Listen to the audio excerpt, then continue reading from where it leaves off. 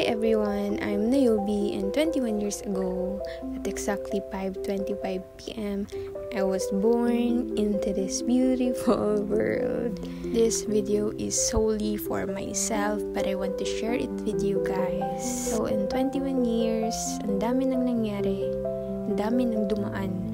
Pero syempre, hindi ko na naaalala lahat ng yun. And I'm doing this kasi gusto kong maalala tong taon na to. Kasi iba tong birthday na to sa mga nakaraan. Ngayon, mas masaya ako. Though wala namang masyadong nagbago. Same life, same routine.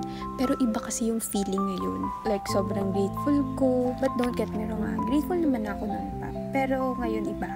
Mas calm, mas at peace, at mas marunong akong magpasalamat. At mas totoo. At mas naniniwala na ako sa mga process. And madalas ngayon, mas ramdam ko rin yung growth ko.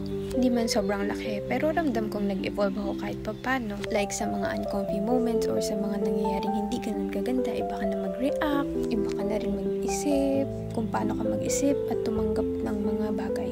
Pero di ko sinasabi na alam ko na lahat kaysa hindi pa rin. I'm still learning every day. And to get here, it was never me alone. It was with me and God and si Iya. Totoo guys, si Iya talaga.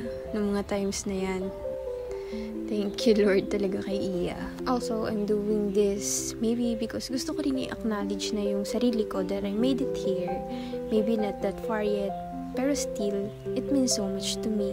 Kasi alam ko, hindi to galing sa madali o sa smooth na process. Galing to sa mga mistakes, disappointments,